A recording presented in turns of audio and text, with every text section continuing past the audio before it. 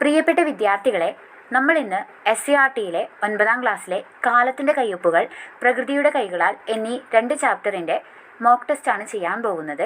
വരാൻ പോകുന്ന LDC എക്സാമിന് ജിയോഗ്രഫി വിഭാഗത്തിൽ നിന്ന് വരാൻ സാധ്യതയുള്ള ചോദ്യങ്ങളാണ് ഈ ചാപ്റ്ററിലുള്ളത്. നമുക്ക് വിശദമായിട്ട് തന്നെ ചോദ്യങ്ങൾ നോക്കാം. 20 ചോദ്യങ്ങളാണുള്ളത്. മുഴുവൻ ചോദ്യങ്ങൾക്കും ഉത്തരം നൽകാൻ നിങ്ങൾ ശ്രമിക്കുക. നിങ്ങളുടെ മാർക്ക് കമൻറ്റ് ചെയ്യാനും മറക്കരുത്. നമുക്ക് ചോദ്യങ്ങളിലേക്ക് പോകാം. ഒന്നാമത്തെ ചോദ്യം, താഴെ പറയുന്നതിൽ മടക്കുപർവ്വതം അല്ലാത്തത് ഏതാണ്? താഴെ പറയുന്നതിൽ മടക്കുപർവ്വതം അല്ലാത്തത് ഏതാണ്? ഉത്തരം ഓപ്ഷൻ ബി ആണ്.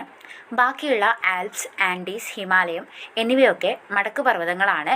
ആൽപ്സ്, ആൻഡീസ്, ഹിമാലയം, അതേപോലെ അറ്റ്ലസ് എന്നിവയൊക്കെ മടക്കുപർവ്വതങ്ങളാണ്. അടുത്ത ചോദ്യം, നദി ഒഴുക്കിക്കൊണ്ടുപോകുന്ന ചരൽ, മണൽ, ഉരുളൻ കല്ലുകൾ തുടങ്ങിയ ശിലാപദാർത്ഥങ്ങൾ കാരണം പാറകൾക്കുണ്ടാകുന്ന തേയ്മാനം ഏതാണ്? നദി ഒഴുക്കിക്കൊണ്ടുപോകുന്ന ചരൽ, മണൽ, ഉരുളൻ കല്ലുകൾ തുടങ്ങിയ ശിലാപദാർത്ഥങ്ങൾ മൂലം പാറകൾക്കുണ്ടാകുന്ന തേയ്മാനം ഏതാണ്? ഉത്തരം അപഘർഷണമാണ്. അടുത്ത ചോദ്യം, 1912 വൻകര വിസ്ഥാപന സിദ്ധാന്തം ആവിഷ്കരിച്ച ആൽഫ്രഡ് വെഗ്നർ ഏത് രാജ്യക്കാരനായിരുന്നു? 1912 വൻകര വിസ്ഥാപന സിദ്ധാന്തം ആവിഷ്കരിച്ച ആൽഫ്രഡ് വെഗ്നർ ഏത് രാജ്യക്കാരനായിരുന്നു? ഉത്തരം ജർമ്മനി. അപ്പോൾ വൻകര വിസ്ഥാപന സിദ്ധാന്തം ആവിഷ്കരിച്ചത് ആൽഫ്രഡ് വെഗ്നർ ആണ്. അദ്ദേഹം ജർമ്മനിക്കാരനാണ്. 1912 ഈ സിദ്ധാന്തം ആവിഷ്കരിക്കുന്നത്. National Oceanic and Atmospheric Administration സ്ഥാപിച്ചിട്ടുള്ള സുനാമി മുന്നറിയിപ്പ് സംവിധാനത്തിൻ്റെ പേരെന്താണ്? National Oceanic and Atmospheric Administration സ്ഥാപിച്ചിട്ടുള്ള സുനാമി മുന്നറിയിപ്പ് സംവിധാനത്തിൻ്റെ പേരെന്താണ്? ഉത്തരം ഡാർട്ട്. അടുത്ത ചോദ്യം, താഴെ പറയുന്നതിൽ ഭൂകമ്പ സമയത്ത് ഉണ്ടാകാത്ത തരംഗം ഏതാണ്? താഴെ പറയുന്നതിൽ ഭൂകമ്പ സമയത്ത് ഉണ്ടാകാത്ത തരംഗം ഏതാണ്? ഉത്തരം ടി തരംഗങ്ങളാണ് ഭൂകമ്പ സമയത്ത് ഉണ്ടാവാത്തത്. ബാക്കി 3 തരംഗങ്ങളും ഭൂകമ്പ സമയത്ത് ഉണ്ടാവുന്നതാണ്. ഇതിൽ പ്രതല തരംഗത്തിനാണ് ഏറ്റവും കൂടുതൽ വിനാശക സ്വഭാവമുള്ളത്. അതേപോലെ ഭൂകമ്പ തരംഗങ്ങൾ രേഖപ്പെടുത്തുന്ന ഉപകരണമാണ് സീസ്മോഗ്രാഫ്. ഭൂകമ്പ സമയത്ത് പുറപ്പെടുന്ന ഊർജത്തിൻ്റെ തീവ്രത അളന്നു തിട്ടപ്പെടുത്തുന്ന തോതാണ് റിക്ടർ സ്കെയിൽ. അടുത്ത ചോദ്യം, വിയോജക സീമകളിലൂടെ ഉപരിതലത്തിലെത്തുന്ന മാഗ്മ ഫലക അതിരുകളിൽ തണുത്തുറയുന്നതിൻ്റെ ഫലമായി പുതിയ കടൽത്തറകൾ സൃഷ്ടിക്കപ്പെടുന്നു. ഈ പ്രതിഭാസം താഴെ പറയുന്നതിൽ ഏതാണ്? വിയോജക സീമകളിലൂടെ ഉപരിതലത്തിലെത്തുന്ന മാഗ്മ ഫലക അതിരുകളിൽ തണുത്തുറയുന്നതിൻ്റെ ഫലമായി പുതിയ കടൽത്തറകൾ സൃഷ്ടിക്കപ്പെടുന്നു. ഈ പ്രതിഭാസം താഴെ പറയുന്നതിൽ ഏതാണ്? ഉത്തരം സമുദ്ര തടവ്യാപനം എന്നാണ് ഈ പ്രക്രിയ അറിയപ്പെടുന്നത്. വലിയ ശിലാമണ്ഡല ഫലകങ്ങൾ എത്ര എണ്ണമുണ്ട്? വലിയ ശിലാമണ്ഡല ഫലകങ്ങൾ എത്ര എണ്ണമുണ്ട്? ഉത്തരം 7 ആണ്. ആസ്ട്രേലിയൻ ഫലകം, പസഫിക് ഫലകം, അന്റാർട്ടിക് ഫലകം, തെക്കേ അമേരിക്കൻ ഫലകം, വടക്കേ അമേരിക്കൻ ഫലകം, ആഫ്രിക്കൻ ഫലകം, യുറേഷ്യൻ ഫലകം. ഇവയാണ് 7 പ്രധാനപ്പെട്ട വലിയ ശിലാമണ്ഡല ഫലകങ്ങൾ. മിയാൻഡറുകൾ, ഓക്സ്ബോ തടാകങ്ങൾ എന്നിവ കാണപ്പെടുന്നത് നദിയുടെ ഒഴുക്കിൻ്റെ ഏത് ഘട്ടത്തിലാണ്?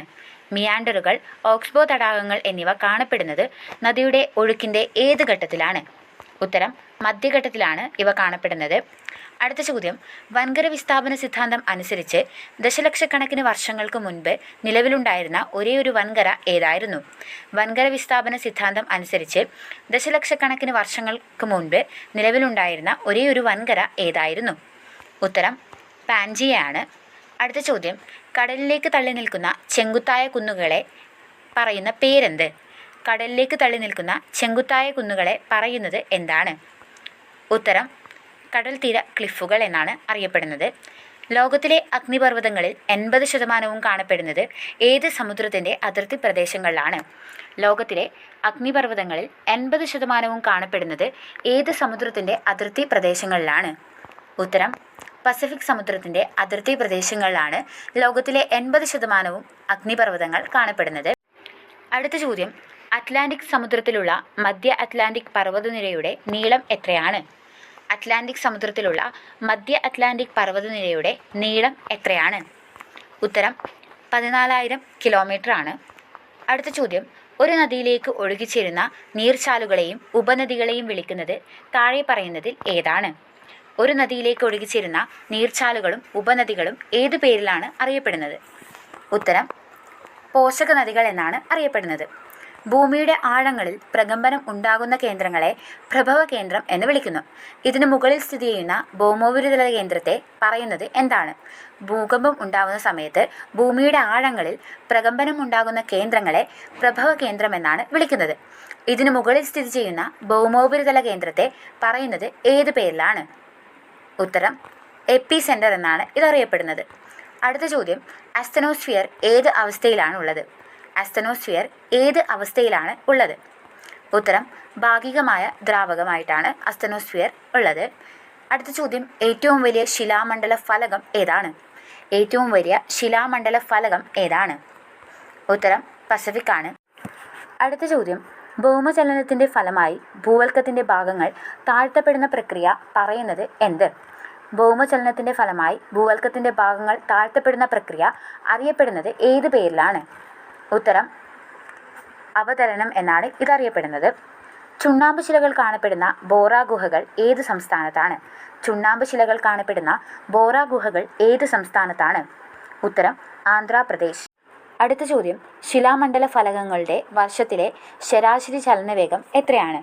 ശിലാമണ്ഡല ഫലകങ്ങളുടെ വർഷത്തിലെ ശരാശരി ചലനവേഗം എത്രയാണ്?